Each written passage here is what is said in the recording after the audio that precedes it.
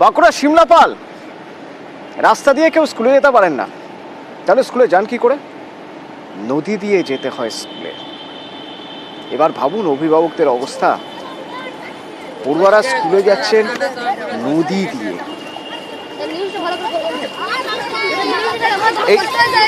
এই যে দেখছেন এখন যাচ্ছে, এরা এখন তো যেতে পারছে, কিন্তু এরপর ভরা বর্ষায় শিলাবতী যখন ফুলে ফেঁপে ওঠে তখন স্কুল বন্ধ রাখতে হবে, কারণ এরা তো তখন যেতে পারবে না।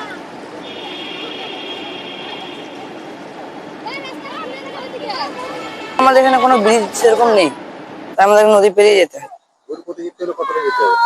অনেকটা, ওখান দিয়ে পুরোটা ঘুরে ঘুরে যেতে হবে। তাছাড়া তো ওখানে আর ব্রিজ নেই না, নদীটা পেরোনোর জন্য শিমলাপালে একটা ব্রিজ আছে। ভয় তো থাকে, এত নদী পেরোনো কোথায় কোনখানে এখন প্রচুর কুকুরের উৎপাত।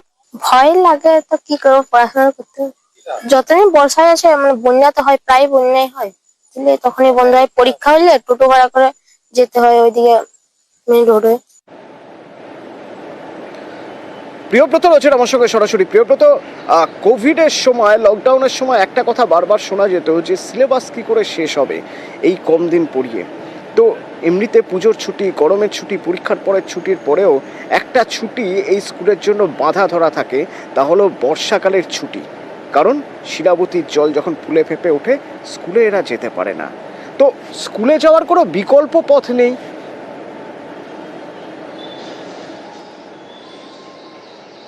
বিকল্প পথ আছে রতনু, কিন্তু সেই পথ অনেক দীর্ঘ। 15 কিলোমিটার বিকল্প পথ তারা সিমলাপাল হয়ে ঘুরে যেতে হবে। যে লায়কপাড়া যে স্কুল রয়েছে, একমাত্র হাই স্কুল, সেই হাই স্কুলে। কিন্তু এই এলাকার আকড়ো, সাউরি এবং পুইপাল সহ বিস্তীর্ণ এলাকার যে ছাত্রছাত্রীরা, তারা এই নদী পেরিয়েই প্রতি বছর এবং দীর্ঘ দিন ধরে যাতায়াত করছেন। তার বাবা মারা যারা অভিভাবক, একসময় এই সময়ের অভিভাবক, তারাও একসময় এই নদী পেরিয়েই গেছেন, কিন্তু দর্শক পেরিয়েছে, জামানা পেরিয়েছে, কিন্তু এই পথের বদল হয়নি।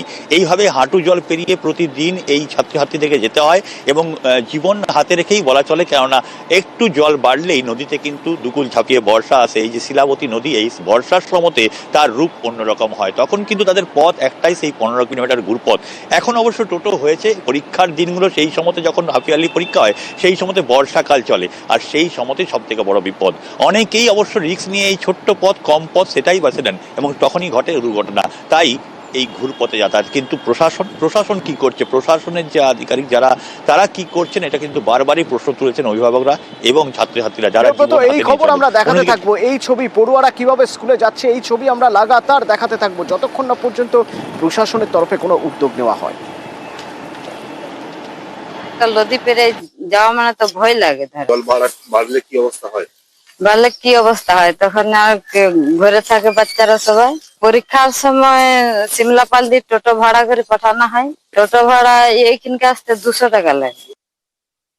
শুধুমাত্র বাচ্চাদের স্কুলে যাওয়ার জন্য যদি একটা নদীর উপর একটা ব্রিজ তৈরি করতে হয়, তাহলে এটা এমন উচ্চতার পরিকাঠামো তৈরি করতে হবে যে ওই এলাকায় আরো একটা নিচের দিকে কৃষকদের জিনিসপত্র পারাপারের ক্ষেত্রে একটা বেশ সমস্যা হয়, সেখানে একটা দাবি আছে।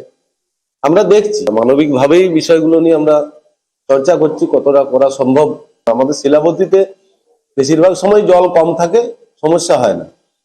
শুধুমাত্র বর্ষার সময়টাতে সমস্যা হয়, সেটাকে যদি কোনো টেম্পোরারি সলিউশনের রাস্তা আমি বার করতে পারি তাহলে চেষ্টা করব।